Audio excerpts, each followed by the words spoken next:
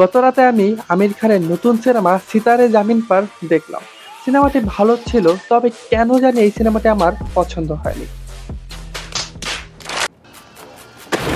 কেন পছন্দ হয়নি, চলুন এই বিষয় নিয়ে কথা বলবো আজকের ভিডিও।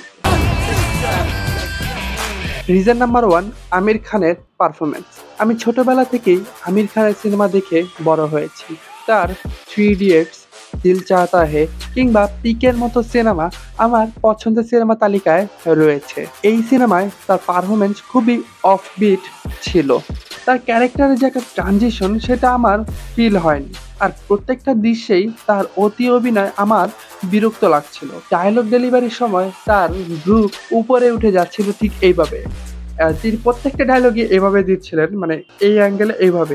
মানে বিষয়টা খুবই বিরক্ত লাগছিল। আর মানে আমি জানি না আমার একাই লেগেছে কিনা। তার কস্টিউমগুলো বেশ বেমানান লাগছিল এই সিনেমায়।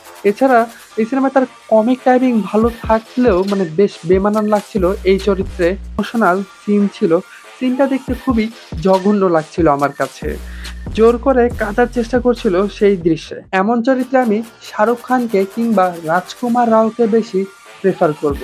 Reason number two, proper disclosure. এই সিনেমাতে কোনো প্রপার ডিসক্লোজারই ছিল না।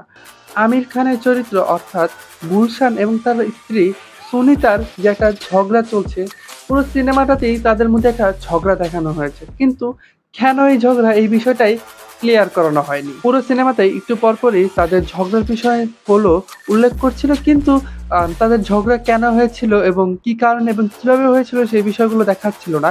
আর কেনই বা তারা আলাদা ঘরে এবং আলাদা বাস করছিল সেই বিষয়টাও ক্লিয়ার করেনি। পুরো সিনেমাতেই বারবার ডিপ ডায়লগ দিয়ে বোঝানোর চেষ্টা করলো, ডায়লগগুলো মিনিংফুল লাগছিল না।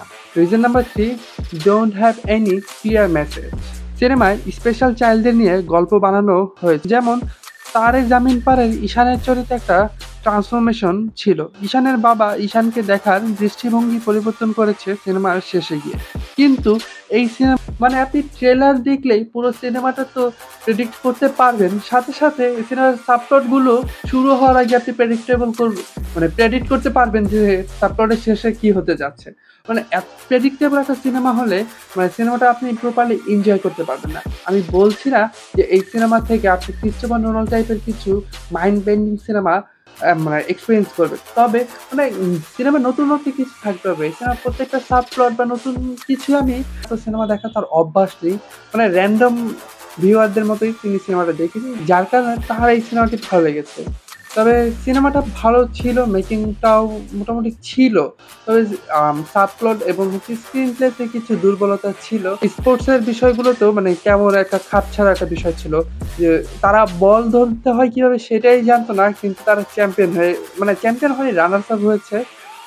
স্পয়লার।